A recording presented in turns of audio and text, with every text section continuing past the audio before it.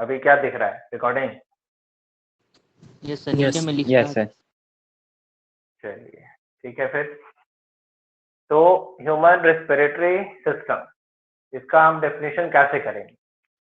Definition बहुत आसान है, आसान तरीके से कर सकते हो कि भाई अब ध्यान रखना है कि ये क्या है। तो सिस्टम बनता है किससे? ऑर्गन से। अब ऑर्गन क्या काम कर रहा है? तो इनटेकिंग कर रहा है किसका? तो ऑक्सीजन रिच एयर का, फिर जो है टेकिंग आउट कर रहा है यानी बाहर निकाल रहा है CO2 रिच एयर को। तो इस तरह से जो भी सिस्टम है, इन सारे सॉरी ये जो भी ऑर्गन है इन सबको मिलाकर के बनता है क्या? हमारा रिस्पिरेटरी सिस्टम बनता है। ठीक है, तो ध्यान देते हैं, यहाँ पे नोट करते हैं। डेफिनेशन नोट करो, है ना? लिखेंगे respiratory system. Respiratory system is a system of, है ना? Respiratory system is a system of respiratory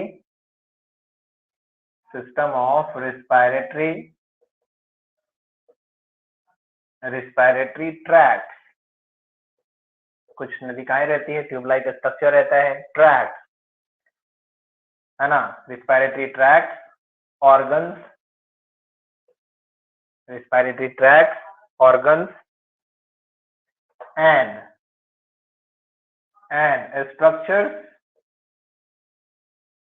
structures जो भी स्ट्रक्चर है, and structures connected with breathing,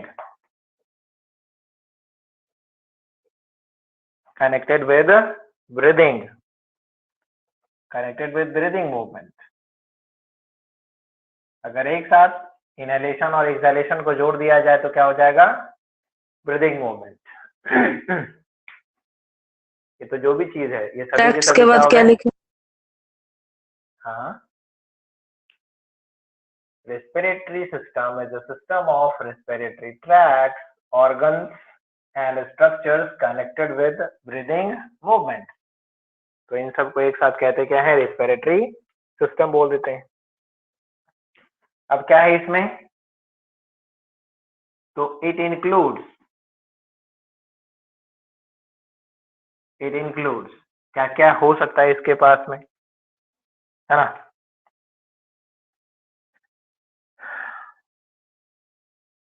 क्या क्या होगा इसमें इंक्लूड है? तो शुरुआत से कर देते हैं। नोज, ठीक है, नोज है एंड नॉस्ट्रिल्स है, नोज एंड नॉस्ट्रिल्स है। सेकेंड में करोगे तो क्या हो जाएगा? है ना? नॉस्ट्रिल्स आ जाएगा, फिर आ जाएगा नेजल चैम्बर, नेजल कैविटी या नेजल चैम्बर। फिर यहाँ से अगर बात करोगे तो फिर आ जाएगा फेरिंग्स, और फिर हो जाएगा क्या? लैरिंग्स, और फिर इसमें आ जाएगा हमारा ट्रैकिया,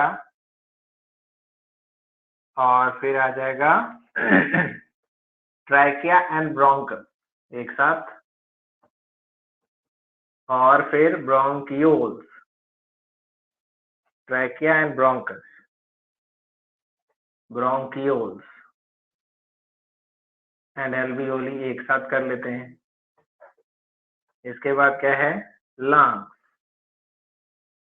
एंड डायाफ्राम, ये भी तो रहता है,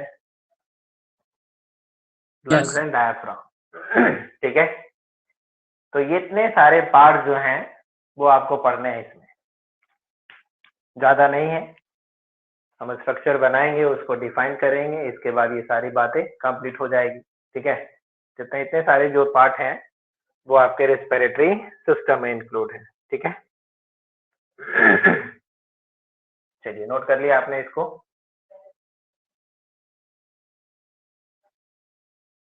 यस।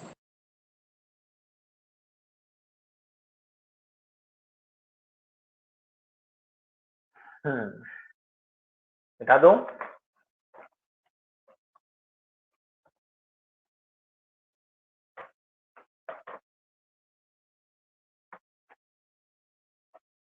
चलिए, तो सबसे पहली बात होती है कि यहाँ पे हमको सबसे पहले क्या बनाना पड़ेगा? स्ट्रक्चर बनाना पड़ेगा। ठीक है, स्ट्रक्चर बनाना पड़ेगा ह्यूमन रेस्पिरेटरी सिस्टम का, क्योंकि पहले हम कुछ पढ़ नहीं सकते जब तक इस स्ट्रक्चर को समझ नहीं सकते। ठीक है, तो यहाँ पे मैं बात कर लेता हूँ structure of human respiratory system. क्या शॉर्टकट समझ में आ रही बात? Structure of human respiratory system. ठीक है, तो structure of human respiratory system की यहाँ पे बात करते हैं। तो सबसे पहले मैं यहाँ पे डिराइव कर लेता हूँ एक, है ना, एक आउटलाइन बना लेता हूँ। उस आउटलाइन के दायरे में ही फिगर को डिराइव करेंगे। ठीक है, थोड़ा ध्यान देंगे और कोशिश करेंगे कि आपका भी जो है इस तरह से बन जाए। तो ध्यान देते हैं, पहले आउटलाइन तैयार कर लेते हैं इस तरह से। पहले आउटलाइन तैयार कर लेते हैं इस तरह से।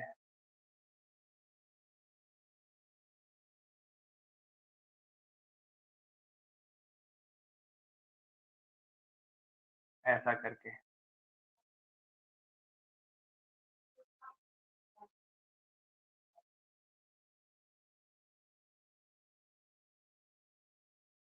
ठीक है, आउटलाइन तैयार कर लेते हैं। यस। अभी ये कंप्लीट हुआ नहीं है, आउटलाइन को कंप्लीट करेंगे तब आप थोड़ा सा डिराइव करोगे।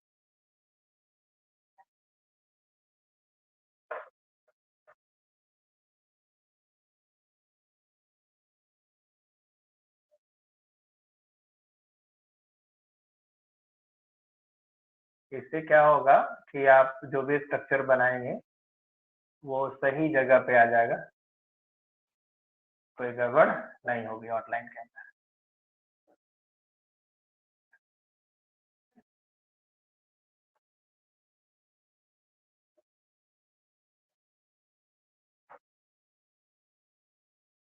ठीक है,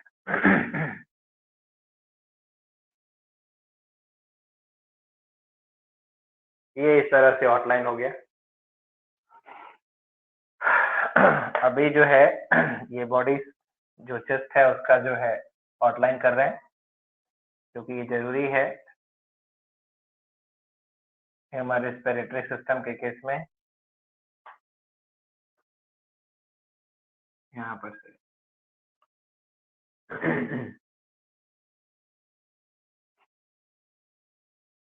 ठीक है, अक्सर जो है राइट और लेफ्ट का कुछ ना कुछ प्रॉब्लम आ ही जाता है। नीचे चला जाता है और नहीं तो ऊपर चला आता है।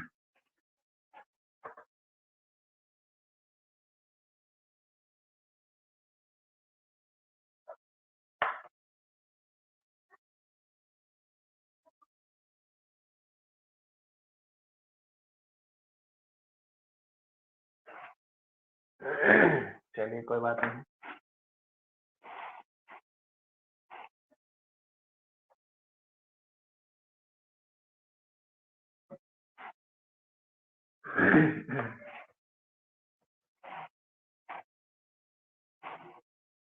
ये थोड़ा ठीक है,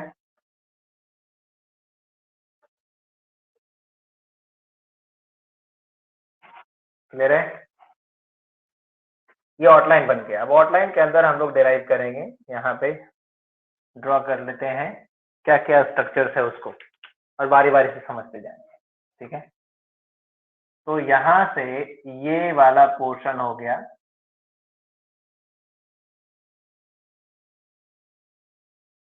ये वाला पोर्शन हो गया इस तरह से, और ये नीचे का ये स्ट्रक्चर, ये हो गया nasal nasal nasal chamber nasal chamber, फिर इस तरह से ये। ठीक है, क्लियर? अब यहाँ पे बना देते हैं larynx, vocal cord. Vocal cords, larynx यहाँ पे फॉर्मेशन कर देते हैं इस तरह से, ठीक है, दिख रहा है, ये स्ट्रक्चर यहाँ पे सामने आ रहा है। अब यहाँ से डिराइव करेंगे आगे की ओर, ट्रैकिया, ट्रैकिया, ट्रैकिया, ट्रैकिया जो है लगभग 11 to 12 सेंटीमीटर होगा, और ये फिफ्थ वर्टिब्रा पे जा करके दो पार्ट में डिवाइड हो जा रहा है। फिफ्थ वर्टिब्रा पे जाने के बाद पीछे से है ना, बैक साइड से जो फिफ्थ नंबर वर्टिब्रा है वहां पर से ये 2 पार्ट्स में डिवाइड हो जाएगा। और ये जो ट्रैकिया का जो डिवीजन है, इसी डिवीजन को क्या कहते हैं, ब्रोंकस बोलते हैं। ओरिजिनली देखेंगे तो ये थोड़ा ज्यादा टिल्टेड होता है और ये थोड़ा ज्यादा सीधा होता है ओरिजिनल स्ट्रक्चर में, ठीक है, इस तरह से। और इवन कि ये जो है ना, ये 2.5 सेंटीमीटर रहता है ना, सॉरी ये लगभग जो है 1.5 रहेगा और ये 2.5 रहता है। ब्रोंकस जो है एक छोटा और बड़ा ब्रोंकस होता है, ये भी ध्यान रखने की जरूरत है ना, ब्रोंकस भी क्या होता है, छोटा और बड़ा होता है, ठीक है। लगभग कितना, सॉरी ये होता है 5 सेंटीमीटर और ये होता है 2.5 सेंटीमीटर, ठीक है। चलिए इस तरह से हो गया। अब इसके ऊपर में हम दिखाएंगे यहाँ पे सी सेप्ट कार्टिलेज या इनकम्प्लीट रिंग ऑफ कार्टिलेज, इस तरह से रहता है ना। 15 to 20 नंबर रहेगा इसका, 20 तक रह सकते हैं, 15 to 20 यानी इनकम्प्लीट रिंग ऑफ कार्टिलेज रहता है ये। और ये इनकम्प्लीट रिंग ऑफ कार्टिलेज जो है ये ब्रोंकस में भी रहेगा, ये ध्यान रखना है, ब्रोंकस में भी रहेगा ये। Incomplete ring of cartilage bronchus में भी प्रेजेंट रहता है, ठीक है।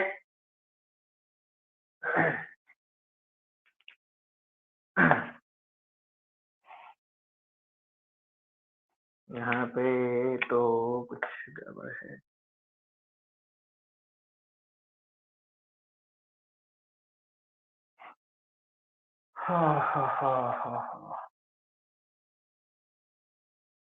अच्छा वो बाद में कुछ कर लेंगे सेटअप, ज्यादा कुछ हुआ तो।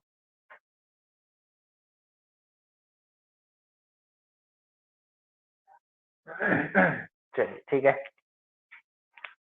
अब इससे क्या होगा कि जो भी बनेगा वो आउटलाइन के अंदर ही रहेगा। अब यहाँ पर से डिराइव करते हैं, यहाँ से लंग्स बनेगा, लंग्स को आउटलाइन लेते हैं,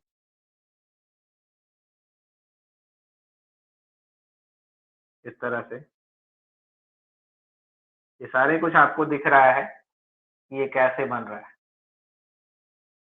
ये लेफ्ट लंग जो है वो कुछ इस तरह से रहेगा, ऐसे इस तरह का फॉर्मेशन होता है। और राइट लंग साइज में थोड़ा सा बड़ा रहता है, ये थोड़ा सा बड़ा रहेगा, ये ध्यान रखना है कि ये बड़ा भी रहेगा साइज में। और ये कंप्लीट रहता है, कोई इसमें किसी तरह का ग्रूव या कटाव नहीं मिलेगा, ठीक है। ध्यान देना है कि यहाँ पर आपको प्रेजेंट मिलेगा डायाफ्राम। थोड़ा सा डायाफ्राम को पहले ले लेते हैं तो ज्यादा बेटर होता है। डायाफ्राम के ऊपर में ये लोकेट करता है, ठीक है। तो डायाफ्राम के ऊपर कर लेते हैं इसको।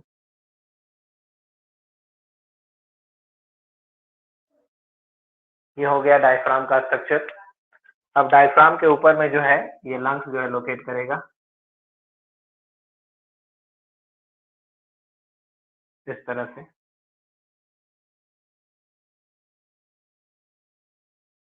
क्लियर है? आप सब समझ में आ रहा है कैसे बन रहा है, ये कहाँ पे कैसे रहता है।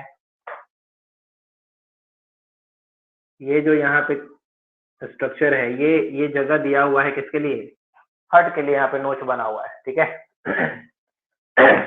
ठीक है। अब देखेंगे रिपीट करना। ये लंग्स के चारों तरफ से आपको मिल रहा है कवरिंग, ये कवरिंग आपको मिल रहा है।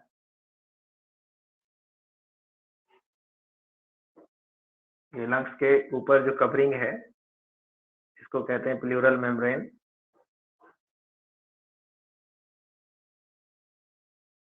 प्लूरल मेम्ब्रेन ये बन गया। प्लूरल मेम्ब्रेन भी डबल लेयर्ड होता है, डबल लेयर्ड कैसे होगा वो दिखा देते हैं आपको कि डबल लेयर, दूसरा लेयर इसका कहाँ है ना।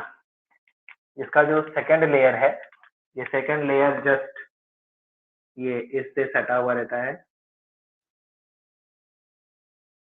जस्ट इसी के ऊपर में रहेगा सेकंड लेयर,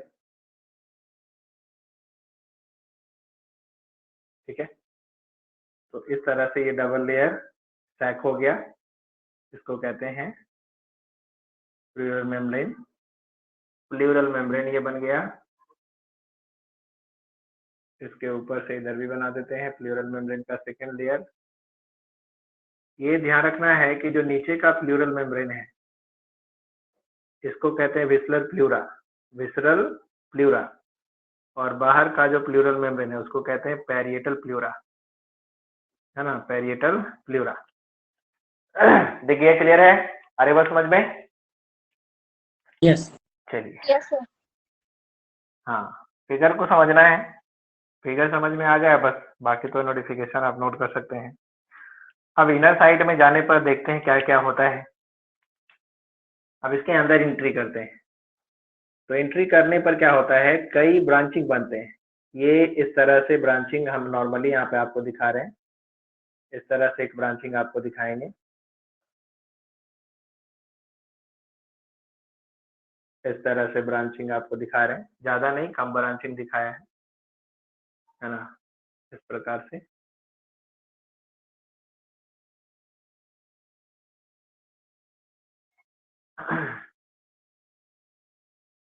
इस तरह से ब्रांचिंग है, और ये ब्रांच जो है ये फिर से रीब्रांच हो सकता है, फिर से रीब्रांचिंग इसमें आ सकता है, इस तरह से, ऐसा ऐसा हो सकता है, ठीक है। सेम कंडीशन बोथ साइड होगा, बोथ साइड सेम कंडीशन इस तरह से रहेंगे।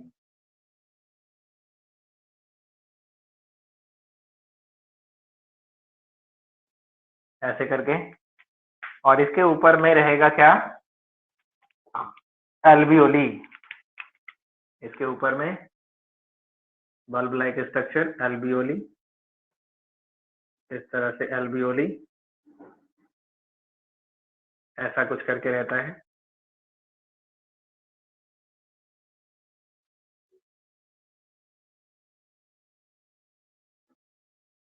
ये बन गया एल्वियोली।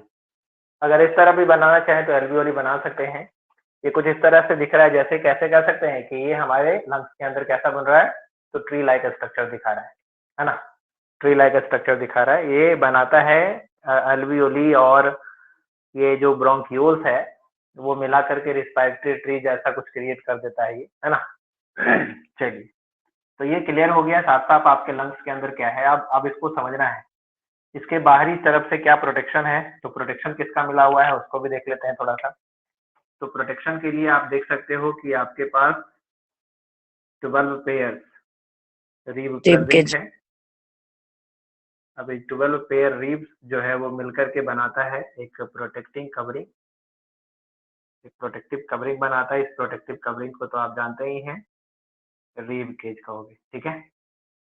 अब दिखा देना है 1 2 3 4 5 6 7 8 9 10 11 12, इस तरह से दिखा दिया।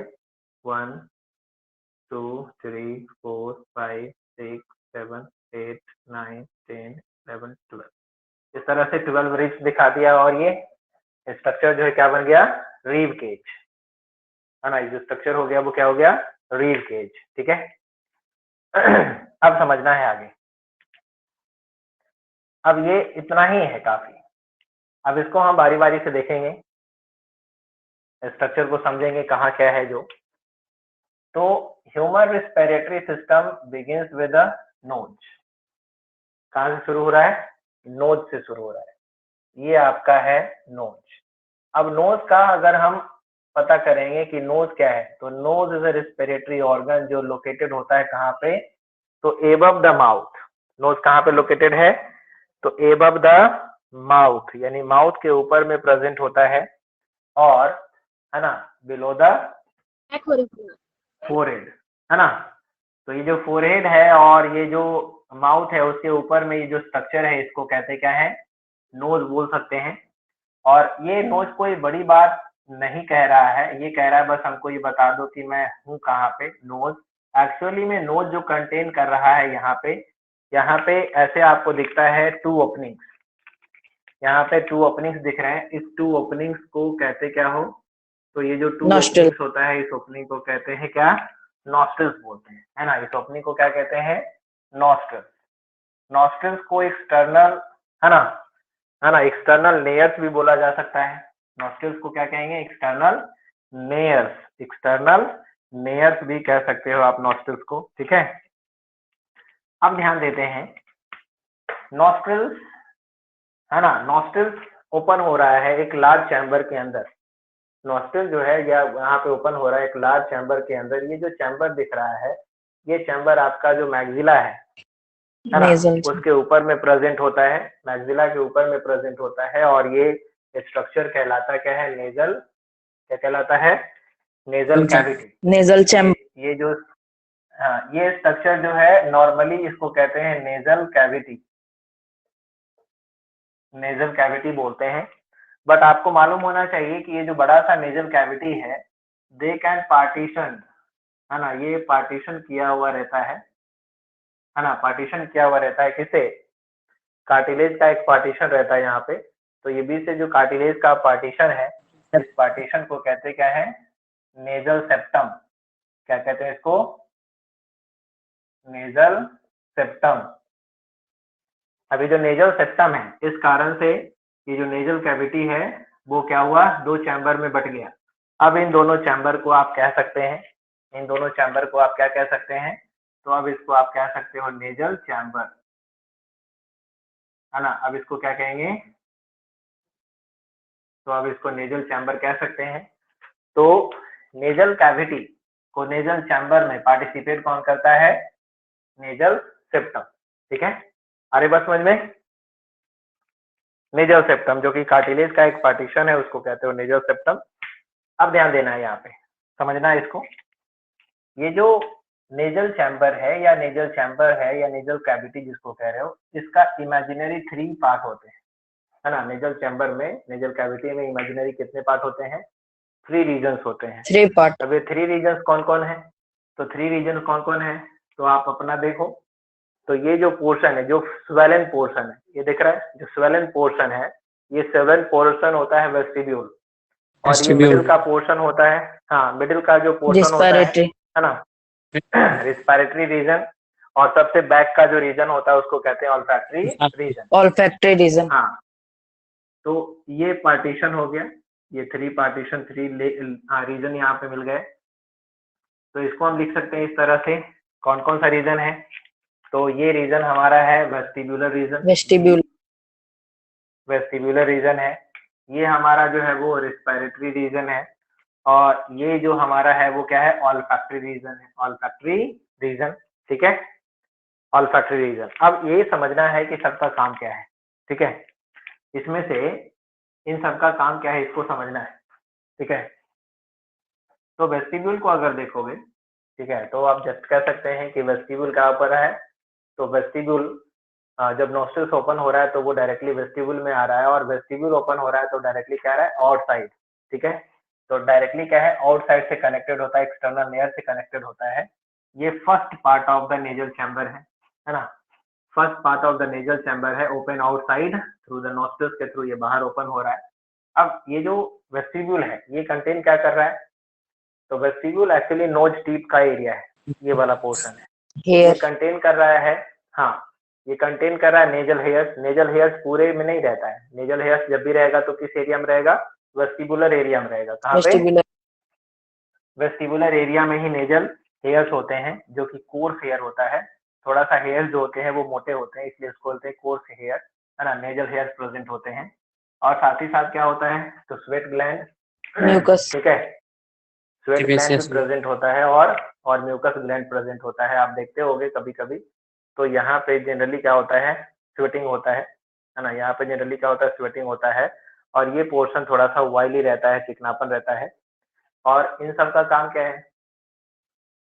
तो नेजल हेयर्स का काम है जो डस्ट है इनकमिंग एयर में उसको क्या करना है? फिल्टर करने का काम करना Prevent है ना? dust. हाँ, इनकमिंग एयर में जो डस्ट है उसको फिल्टर करने का काम है।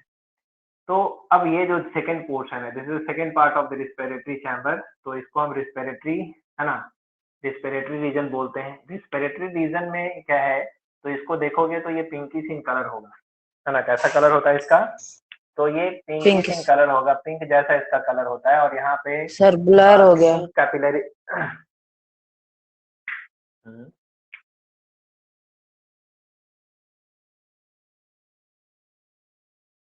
आया कुछ?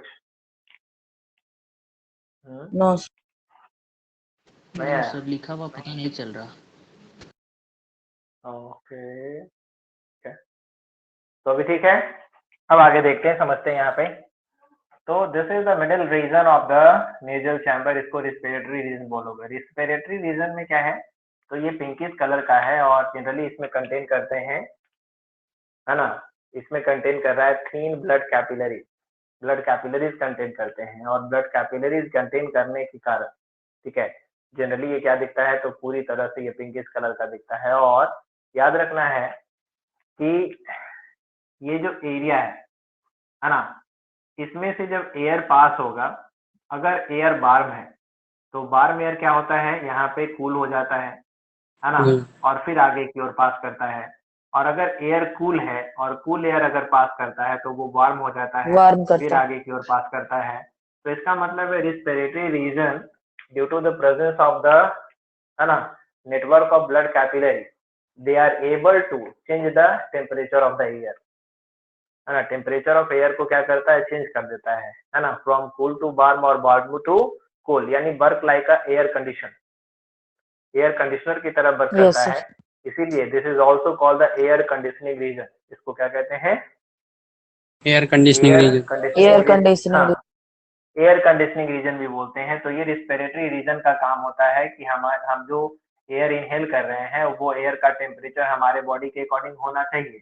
अगर वार्म ज्यादा है तो भी हम कम करके उसको बॉडी के टेम्परेचर के अकॉर्डिंग करते हैं, और अगर कूल है तो भी हम उसको वार्म करके बॉडी के टेम्परेचर के अकॉर्डिंग ही करते हैं, ठीक है। कभी कभी क्या होता है कि गर्मी के दिनों में आप साइकिल से तेजी से जा रहे हो या लू चल रही है ना, तो क्या होता है कि बाई फोर्सली जो एयर है वो नोज के अंदर इंटर करता है, क्योंकि काफी तेज से चल रहा है। तो बाई फोर्सली जब इंटर करता है या ठंडे के दिनों में तो क्या होता है? एक सेंसिटिविटी आती यस है सर। ना, है ना, वो सेंसिटिविटी आती है।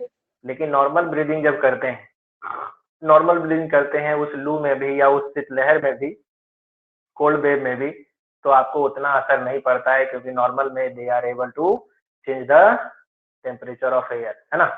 ओके, हर बात समझ में? Yes. तो ये कितना काम कर रहा है। इसके बाद ये जो ऑल्फैक्टरी रीजन है ये बिहाइंड है, सबसे पीछे प्रेजेंट होता है। ये जो ऑल्फैक्टरी रीजन है इसमें कंटेन करता है ऑल्फैक्टरी एपिथेलियम, जो कनेक्टेड रहता है olfactory nerve of the, olfactory nerve के थ्रू कनेक्टेड रहता है olfactory lobe of the brain, ठीक है। ऑल्फैक्टरी एपिथेलियम, है ना, ऑल्फैक्टरी एपिथेलियम कंटेन करते हैं जो कि ऑल्फैक्टरी नर्व के थ्रू कनेक्टेड रहता है कहाँ? ऑल्फैक्टरी और लोब ऑफ द फैक्ट्री लोग। ब्रेन। करता क्या है कि हम लोग अगर Smell.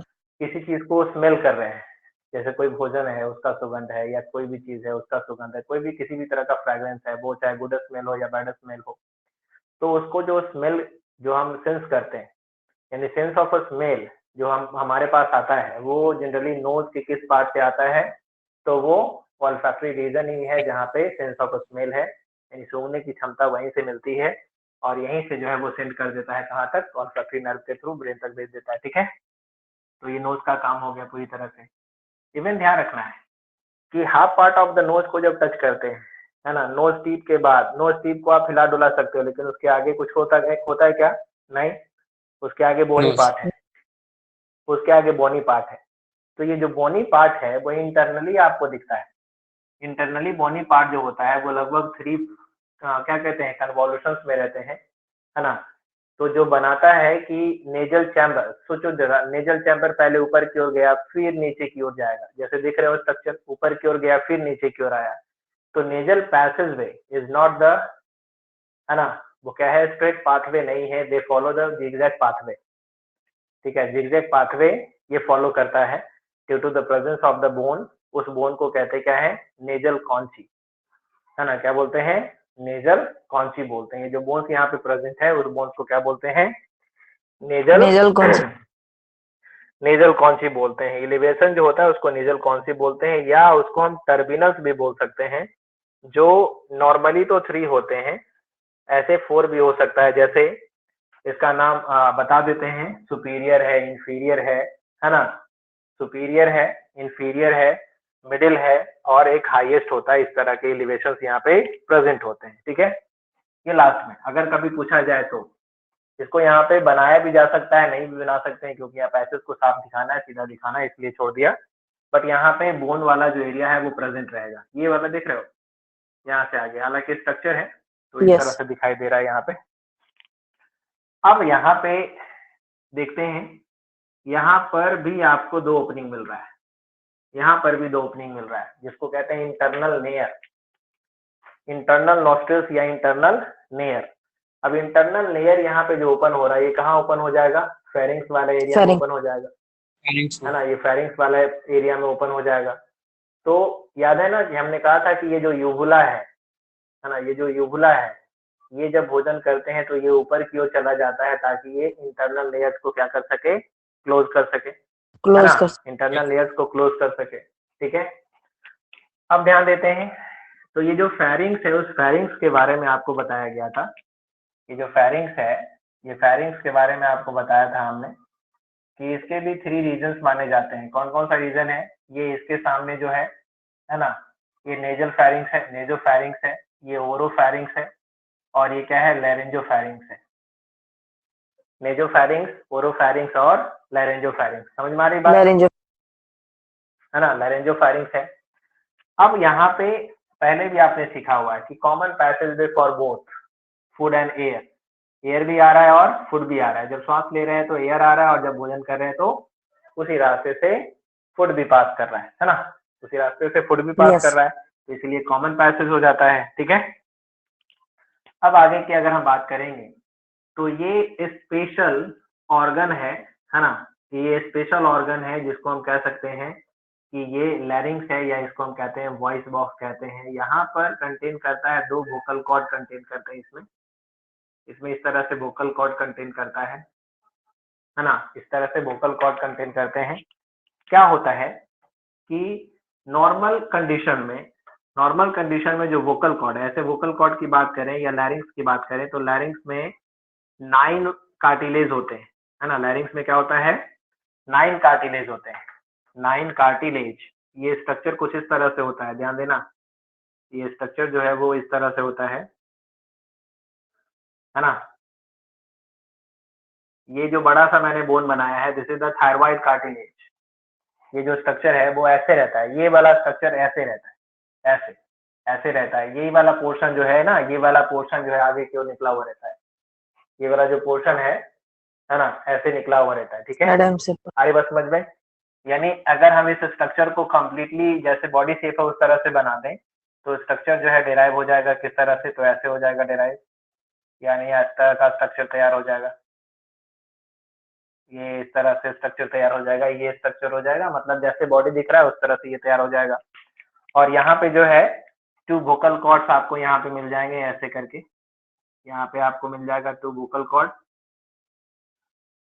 है ना, यहाँ पे मिल जाएंगे क्या true vocal cord, vocal cords मिल जाएंगे। अभी जो ट्रू वोकल कॉर्ड्स होता है ये बना रहता है इलो इलास्टिक टिश्यू का, इलो इलास्टिन फाइबर आपको पता है, इलो इलास्टिन टिश्यू, है ना, इलो इलास्टिन टिश्यू आपने पढ़ा हुआ है, इलास्टिन टिश्यू आपने पढ़ा था 9 क्लास में, इलो इलास्टिन टिश्यू और ये क्या कहते हैं, कोलाजिन फाइबर। तो इलास्टिन फाइबर और कोलाजिन फाइबर आपने पढ़ा था, तो उसमें से जो इलास्टिन फाइबर है वो इलास्टिन फाइबर का ये बना रहता है और इसके ऊपर से कवरिंग रहता है, इसके ऊपर से कवरिंग रहता है, किसका कवरिंग रहता है, तो इसके ऊपर से कवरिंग रहता है किसका, तो स्ट्राटिफाइड स्क्वामस इपिथेलियम का, स्ट्राटिफाइड स्क्वामस इपिथेलियम का कवरिंग होता है, ठीक है, स्ट्राटिफाइड स्क्वामस इपिथेलियम का कवरिंग रहता है इसके ऊपर में, ठीक है। ये जो स्ट्रक्चर बनाया गया है, ये जो स्ट्रक्चर बनाया गया है, ये वोकल कॉर्ड से कनेक्टेड ये कार्टिलेज ही है, वोकल कॉर्ड से कनेक्टेड एक कार्टिलेज है, इस कार्टिलेज का नाम है एरेटिनॉइड कार्टिलेज। क्या कहते हैं इसको? Arytenoid, arytenoid cartilage. और ये जो आपका कार्टिलेज है ये क्या है? Thyroid cartilage. क्या है? थायरॉइड कार्टिलेज, ठीक है। और यहाँ पे आप देख सकते हैं कि एक जो है मसल्स फाइबर के थ्रू ये कनेक्टेड रहता है ना। एक मसल फाइबर के थ्रू ये कनेक्टेड रहता है इस तरह से, एक मसल फाइबर यहाँ पे कनेक्टेड है, ठीक है, मसल फाइबर यहाँ पे कनेक्टेड है। तो ये जो कंडीशन ये बना हुआ है जिसमें आपका जो ये जो वोकल कॉर्ड है ये वी शेप में है, इन्वर्टेड वी शेप में है। तो इन्वर्टेड जो वी शेप में ये बना हुआ है, ये स्ट्रक्चर कब का है? तो ये स्ट्रक्चर है जिस समय हम वॉइस प्रोड्यूस नहीं करते हैं, है ना, जब हम वॉइस प्रोड्यूस नहीं करते हैं। तो वॉइस प्रोड्यूस नहीं करने के कंडीशन को कहते हैं एबडक्शन। क्या बोलते हैं? एबडक्शन। जब हम रेस्ट में होते हैं तो रेस्ट के पीरियड को क्या कहते हैं? एबडक्शन बोलते हैं। और जब वॉइस प्रोड्यूस करेंगे तो क्या होता है? वॉइस प्रोड्यूस करते हैं तो एयर जब यहाँ से पास करेगा, देखो इधर से ऐसे ना है, ऐसे है ना, तो इधर से एयर पास करेगा, क्योंकि अब ऐसे मान लो तो अगर 3 डायमेंशनल मान के चलेंगे तो समझ में आ रही बात, तो इधर से ऐसे करके पास करेगा और निकलेगा ऊपर की ओर। तो क्या होता है? इसका जो ये पैसेज है वो कम हो जाता है, और पैसेज जब कम होता है तो जो वोकल कॉर्ड है, ये वोकल कॉर्ड एक दूसरे के क्या होते हैं? पैरेलल हो जाते हैं। वोकल कॉर्ड एक दूसरे के क्या होते हैं? पैरेलल हो जाते हैं।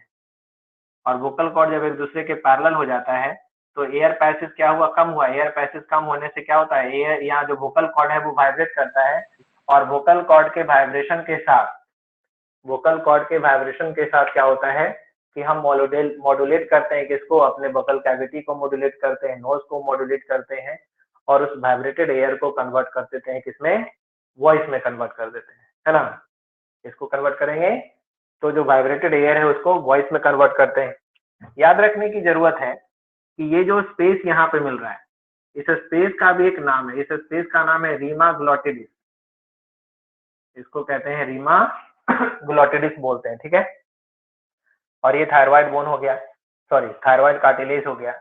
अब ये ध्यान देना है कि जो वॉइस प्रोडक्शन है ना, लो pitch voice, high pitch voice का जो प्रोडक्शन है वो प्रोडक्शन किस पे डिपेंड कर रहा है? तो वो डिपेंड कर रहा है किस पे? तो thickness and tension of the vocal cord, thickness and tension of the vocal cord. अगर वोकल कॉर्ड थीन है और टेंशन भी ज्यादा है तो हाई पिच वॉइस प्रोड्यूस करेगा, और अगर थिकनेस कम है और टेंशन भी कम है ना, सॉरी थिकनेस ज्यादा है और टेंशन भी कम है, तो वैसे में क्या कहेंगे? प्रोड्यूस होगा वॉइस कैसा? तो low pitch voice. Thin vocal cord, thin और high tension, high pitch voice, thick vocal cord and low tension, low pitch voice. Low pitch voice मतलब हेवी वॉइस। तो मेल के केस में क्या होता है? ड्यूरिंग द एडोलेसेंस ये Adam's apple बड़ा होने लगता है और ठीक होने लगता है क्या? Vocal cord. तो ठीक होने लगता है तो मेलनेस यानी मेल वॉइस प्रोड्यूस होना शुरू होता है, और फीमेल्स में क्या होता है? थीन रहता है, इसलिए फीमेलनेस यानी फीमेल का वॉइस प्रोड्यूस करता है। सम मेल में ऐसा कभी कभी हो जाता है ना, सम हार्मोनल चेंजेस के कारण कि ये जो है ठीक नहीं हो पाता, थीन ही रह जाता है, इसीलिए some male can produce voice like a female, ठीक है। यस। अरे बस समझ में। तो ये हो गया वॉइस प्रोडक्ट, ये वॉइस प्रोडक्शन यहाँ से होता है, इस कारण से लैरिंग्स को क्या कहते हैं? वॉइस बॉक्स भी कह सकते हैं, है ना, कहते ही हैं, वॉइस बॉक्स कहते हैं इसको, ठीक है। अब देखो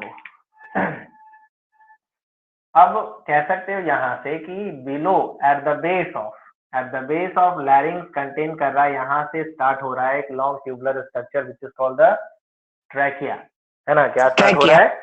ट्रैकिया स्टार्ट हो रहा है। लगभग 10 to 12 centimetre long tubular structure है ये, है ना, 10 to 12 centimetre long tubular structure है, ठीक है। और इसका लगभग जो डायमीटर हो जाएगा वो 2 to 3 सेंटीमीटर हो जाएगा वाइड, 2 to 3 सेंटीमीटर वाइड हो जाएगा ये, है ना। और इसके ऊपर क्या है? 15 to 20 incomplete ring of cartilage है। बस सिंपली कह सकते हैं कि विंड पाइप एयर पैसेज है। बट ध्यान देना ये है कि इसका जो इनर लेयर है, जिसके ऊपर में किसका लेयर है? तो सिलेटेड इपिथेलियम का लेयर है ना। इसके ऊपर में क्या है? Ciliated epithelium. एपिथेलियम अंदर में रहता है। अब सिलिएटेड एपिथेलियम के साथ साथ कुछ म्यूकस ग्लैंड भी प्रेजेंट है। इसी कारण से क्या होता है कि यहाँ से फिल्टर होकर के अगर फिर भी अगर कोई डस्ट आ गया तो उसको क्या करता है, ट्रैप करता है, माइक्रोब को ट्रैप करने का काम करता है, डस्ट को ट्रैप करने का काम करता है और उसको निकालता है ऊपर की ओर। और सीलिया का मूवमेंट क्या होता है, हमेशा क्या होता है, नीचे यहाँ जो सीलिया प्रेजेंट है उस सीलिया का मूवमेंट ऊपर की ओर होगा और इस नेजल पैसेज में जो प्रेजेंट है सीलिएटेड एपिथेलियम उसका मूवमेंट आगे की ओर होगा। यही कारण बनता है यहाँ पे कि जब होती है तो जो मूवमेंट होता है वो सीलिया का इधर मूवमेंट के कारण कफ हमेशा क्या होता है, जो म्यूकस है वो हमेशा ऊपर की ओर जाता रहता है ना। और जैसे ही यहाँ तक पहुंचता है वैसे ही खराश करते हैं और उसको बाहर निकाल देते हैं। इवन यहाँ पे अगर म्यूकस बन रहा है तो वो म्यूकस आगे की ओर होता चला जाता है, ऐसे ऐसे आगे की ओर जा रहा है। और जब पता चलता है कि यहाँ से आगे पहुंचा और हम ऐसे कंडीशन में है जहाँ पे निकल नहीं पाए तो हम उसको क्या करते हैं, पीछे की ओर खींच लेते हैं, है ना। पीछे की ओर क्या करते हैं, खींच लेते हैं और फिर जगह देखते हैं, समय देखते हैं, फिर उसको क्या करते हैं, फिर तो समझते हो क्या करते होगे, है ना। घिनौना वाला काम जो होता है ये करते हो ना जी, लेकिन सबके सामने तो Yeah. नहीं करते होगे। क्यों, कोई देख लेगा, क्या कहेगा, भाई देखो सेवक रहा है, सुड़ कर रहा है। कितना छोटा छोटा बच्चा को देखना, जो कुछ बच्चे होते हैं गांव की तरफ में देखे होंगे, छोटा छोटा बच्चा को या लटका हुआ रहेगा इस तरह से, अब बस खेलते रहेगा, कूदते रहेगा, कुछ भी करते रहता है, ठीक है। नहीं देखे हो क्या? Yes, sir. देखे हो ना जी।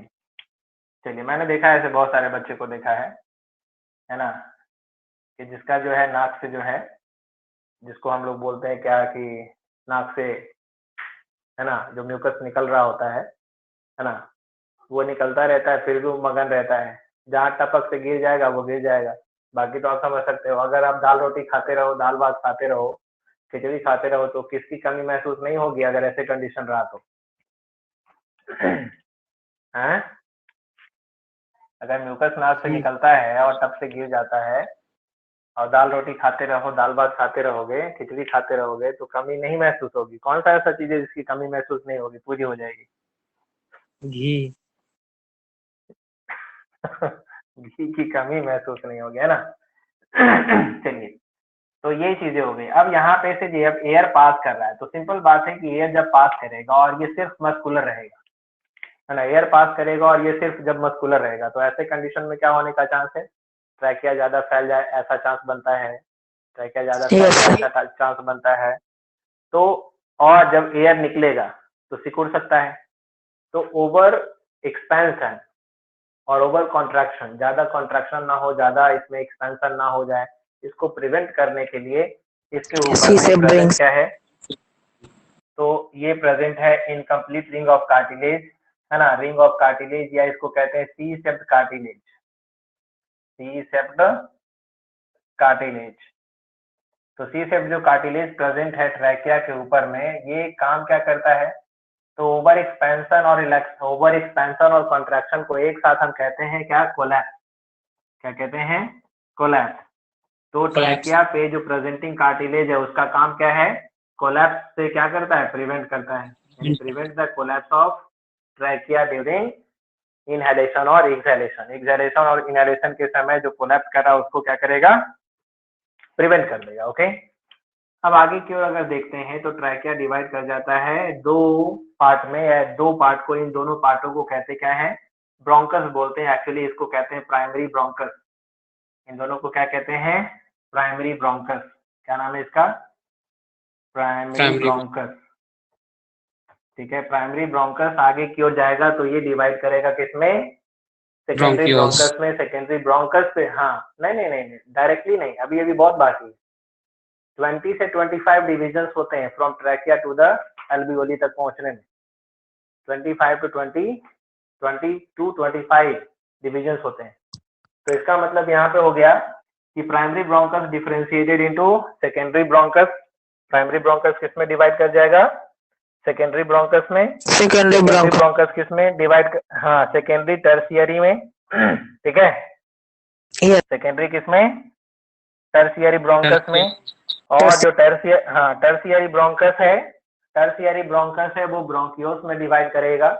ब्रोंकियोल्स, जो ब्रोंकियोल्स है वो ब्रोंकियोल्स आगे की ओर फिर डिवाइड करता है, फिर बनाता क्या है रिस्पिरेटरी ब्रोंकियोल्स, रिस्पिरेटरी ब्रोंकियोल्स फिर बनाता है क्या टर्मिनल ब्रोंकियोल्स, है ना, सॉरी टर्मिनल ब्रोंकियोल्स पहले बनता है, ठीक है, और फिर टर्मिनल ब्रोंकियोल्स फिर टर्मिनल ब्रोंकियोल्स से फिर बनता है रिस्पिरेटरी ब्रोंकियोल्स, और रिस्पिरेटरी ब्रोंकियोल्स फिर बनाता है लास्ट में क्या एल्वियोली का फॉर्मेशन करता है। तो कई डिविजन्स इसमें होते हैं, ठीक है, डायरेक्टली ऐसा नहीं है कि जो ब्रोंकस है वो डिवाइड करके जो है वो एल्वियोली बना लिया और एल्वियोली से डायरेक्ट ये, बल्कि कई बार डिवीजन इसमें होते हैं तब जाकर के, यानी अब यहाँ पे से कंसीडर करो ये पैसेज को देखो, ये पैसेज ये डायरेक्ट आया, कहीं कुछ छूटा फूटा नजर नहीं आ रहा, यानी ये पाइप लाइक स्ट्रक्चर जो है वो पूरी तरह से एयर को लाएगा और इसमें एयर फिल करेगा।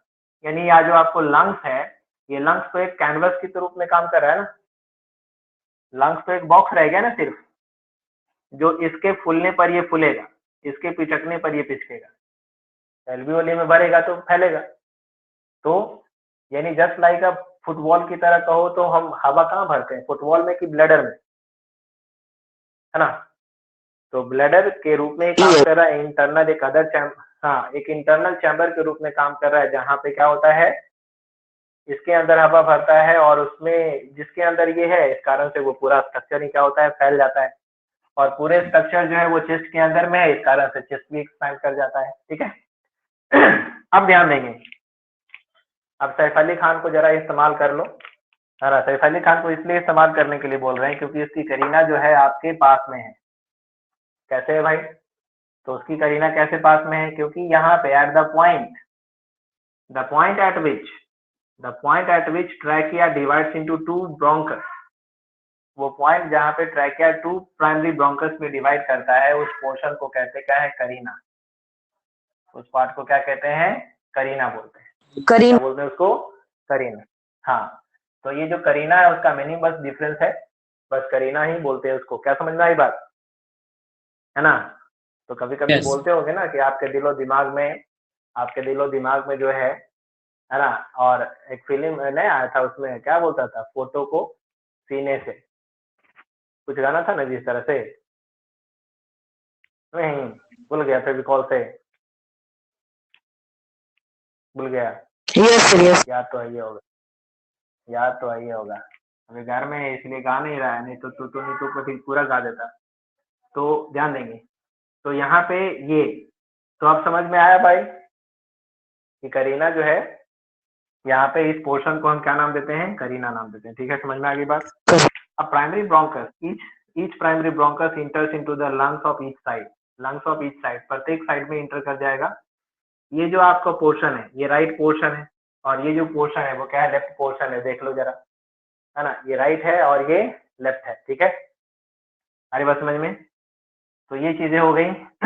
अब ध्यान देंगे, तो प्राइमरी ब्रोंकस कंटिन्यू डिवाइड करेगा सेकेंडरी टर्शियरी में, फिर बनाएगा क्या, तो फिर से फॉर्मेशन करेगा किसका ब्रोंकियोल्स का, किसका फॉर्मेशन करेगा ब्रोंकियोल्स का, ब्रोंकियोल्स डिवाइड एंड रीडिवाइड